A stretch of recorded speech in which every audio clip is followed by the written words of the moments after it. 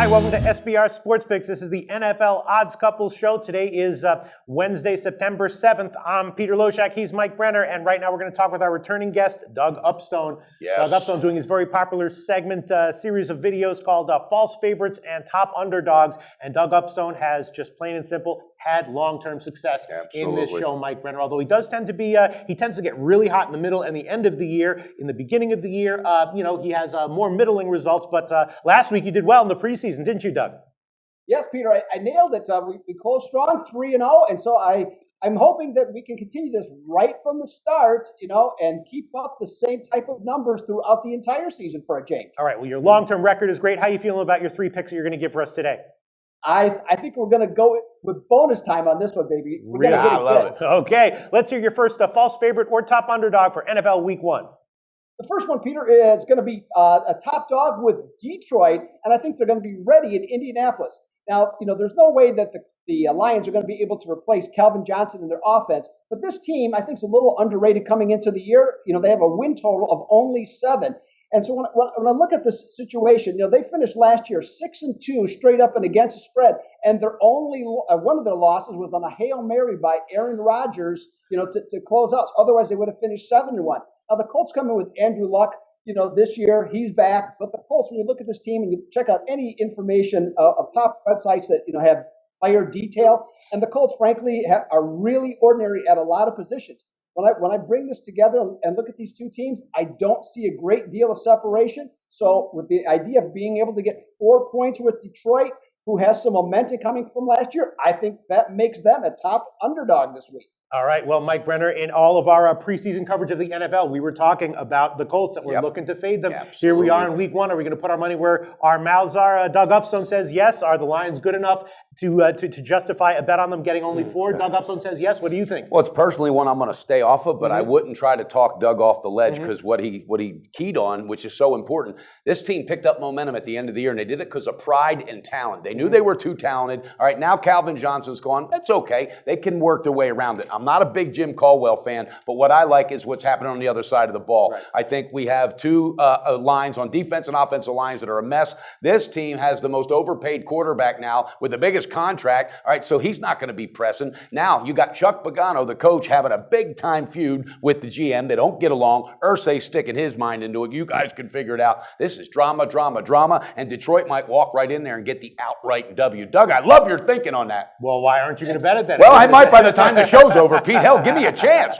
All right, let's hear your second false favorite or top underdog for NFL Week 1, Doug Upstone. We got another top dog, Peter, and we're going to go with Miami to cash as a massive underdog in Coffeetown. Now, the Dolphins come into the year figuring to be last in the AFC East. They have a brand new coach. They got to travel cross country, and they're playing a team that is a Super Bowl contender. What could possibly go wrong? Well, you know what, guys? It's the NFL, so anything is possible. And so when I look at this game, with a team getting 10.5 points like Miami, I think if at the very least you have to give it consideration, especially in Week 1. So when you break it down, the Seattle offensive line is still not set and in flux. Miami's defensive line is not great, but I think that the difference between the two is not as much as some people think.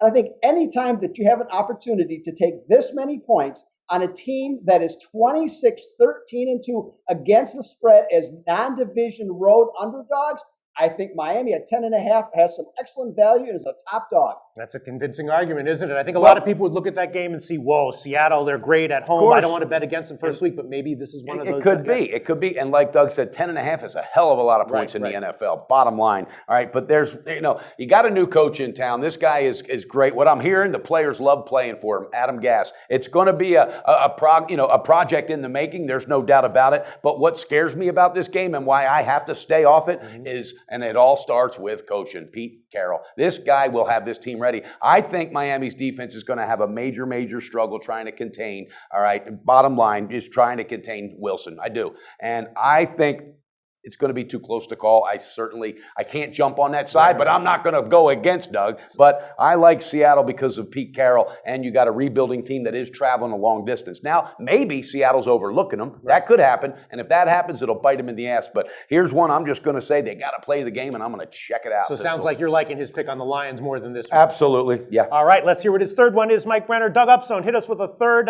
top underdog or false favorite for NFL Week 1. I got one false favorite this week, and it is the Los Angeles Rams as they stumble in San Francisco. Now, the Rams have to make a shorter trip just up to Santa Clara this week as opposed to coming in from St. Louis. But for a longtime Rams fan, seeing Case Keenum as your quarterback, that can't be very good. You have a very questionable secondary. And as the local beat writers have reported, the special teams with the Rams are a hot mess. San Francisco, I think that they should probably still be an underdog, in this particular case. So I'm not saying that the line is wrong. But at 2.5 with the Rams, are they really 5.5 points better on a neutral field against San Francisco? I don't think so.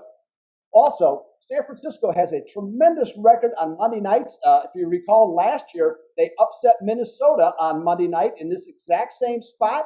I think San Francisco with Chip Kelly, I think they're going to be ready to go. They're 10-1 on the Monday night line in the last 11 games.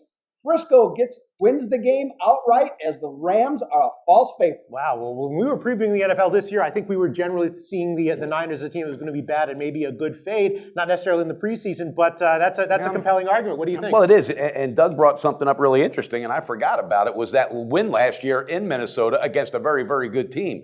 All right. So this is a better team, I think, than the 49ers were last year. I think Chip Kelly, all right, and as much people, you love him or you hate him, and I'm not a great big Chip Kelly fan, but the guy gets that edge. He gets that angle. He knows how to get his players ready. And I really believe that Doug's onto something here. Because the Rams, this is a team that's forcing it. Jeff Fisher, it's this year or you're out the door. It's bottom line, it's time. What worries me about the Rams, though, is they're going to wear out Gurley. They're going to wear this kid out because he's going to be on a shitty team for a minute. I think Doug's onto something. I'm going to probably bet that myself. But the wearing out will probably come later. Oh, it's going to come later, yeah. But what I'm saying, though, they're going to probably run him a ton also. He'll probably get 25 carries this game. Well, come on, Case Keenum. Come on. Sure. All right. Wow. Nice analysis. Both Mike Brenner and Doug Upstone. Doug Upstone, thanks for your picks as always every week. Good luck, and we'll talk to you next week for your top faves, top underdogs, and false faves for week 2. Have a great day, Doug. Do your research before you bet. Check out our ratings guide to see which books have the best ratings and sign-up bonuses. Open up several accounts. Shop for lines at SBRodds.com. Always be ahead of the game.